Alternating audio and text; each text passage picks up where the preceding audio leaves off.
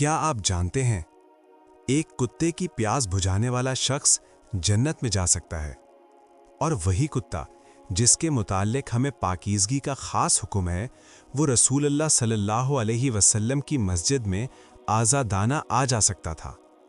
ये तज़ाद नहीं, बल्कि इस्लाम के जामे और मुतवाज़िन तालीमात हैं। आइए आज इन अहादीस की रोशनी में समझते हैं कि इस्लाम हमें कुत्तों के बारे में क्या मुतवाज़िन रहनुमाई देता है। अस्सलामु अलैकुम व रहमतुल्लाहि व बरकातुहू।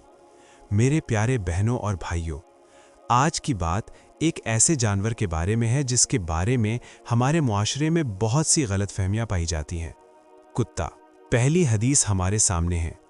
हज़रत अबू हुरैरा रदियल्लाहु अन्हु बयान करते हैं कि रसूल अल्लाह सल्लल्लाहु अलैहि वसल्लम ने फरमाया, जब कुत्ता तुम में से किसी के बर्तन में से पी ले तो चाहिए कि उसको 7 मरतबा धोए। यहाँ हुक्म पाकीज़गी का है।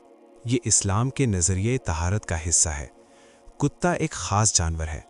इसकी राल नजस है, इसलिए बर्तन को धोने का हुक्म है ताकि हमारा खाना पीना पाक और सेहतमंद रहे। ये कोई नफ़रत का पैगाम नहीं, बल्कि सेहत और सफाई का अमली दर्स है। लेकिन देखिए, इसी हज़रत अबू हुरैरा रदियल्लाहु अन्हु से ही एक और हदीस मिलती है जो दिल को छू लेने वाली है। एक शख्स ने देखा कि एक कुत्ता शिद्दत प्यास से गीली मिट्टी चाट रहा था। इस शख्स के दिल में रहम जाग उठा। उसने अपना मौजा लिया, उसमें पानी भरा और बार बार जाकर उस प्यासे कुत्ते को पिलाया, यहाँ तक कि वो सैराब हो गया।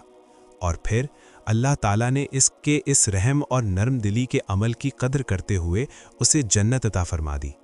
सोचिए कितना अजीम सबक है। यहाँ कुत्ते के साथ सख्ती का नहीं, बल्कि रहम और एहसान का मामला था। ये इस्लाम का असल पैगाम है। हर मखलूक पर शफ़क़त, हर जानदार पर रहम। अल्लाह ताला फरमाते हैं, और जो कोई ज़र्रा बराबर नेकी करेगा वो उसे देख लेगा। सूरत ज़ुलज़ाल आयत नंबर 7।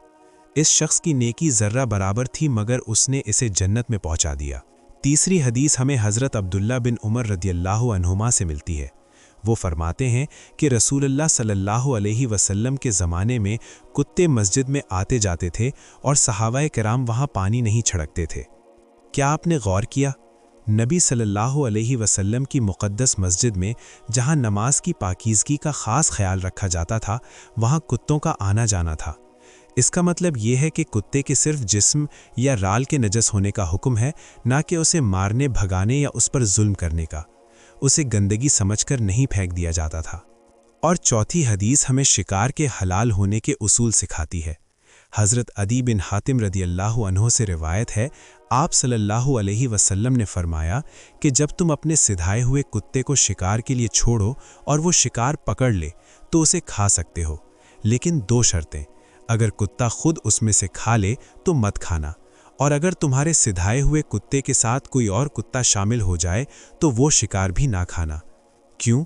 क्योंकि तुमने सिर्फ अपने कुत्ते पर अल्लाह का नाम लिया था। यहाँ असल नुक्ता बिस्मिल्लाह का है। ये बताता है कि इस्लाम में हर काम का आगाज़ अल्लाह के नाम से होना चाहिए, और जानवरों के साथ हुस्ने सलूक, उन्हें सिधाना, उनके ज़रिए हलाल रिज़्क़ कमाना, ये सब जायज़ और पसंदीदा उमूर हैं। मेरे प्यारे दोस्तों, इस्लाम का तसव्वुर इंतहाई वाज़े और मुतवाज़िन है।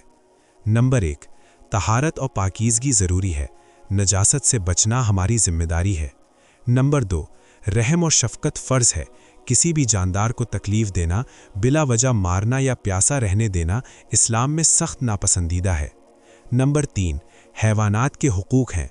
उन्हें इस्तेमाल किया जा सकता है, मगर उनके साथ इंसानी सलूक ज़रूरी है।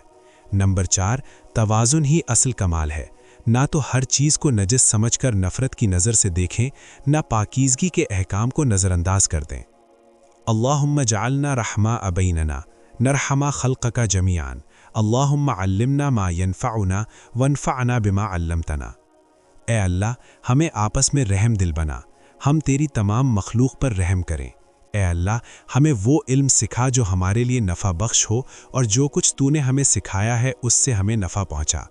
आमीन। प्यारे नाजरीन, अगर ये वीडियो आपको पसंद आई, इस्लाम के इस प्यार और तवाज़न भरे पैगाम ने आपको मुतासिर किया, तो बराहे करम वीडियो को लाइक करें, अपनी कीमती राय कमेंट्स में ज़रूर दें, और हमारे चैनल को सब्सक्राइब करना ना भूलें, ताकि आप ऐसी ही इल्मी और फ़ायदा मंद वीडियोज़ से मुस्तफ़ीद होते रहें। اللہ ہم سب کو عمل کرنے کی توفیق عطا فرمائے۔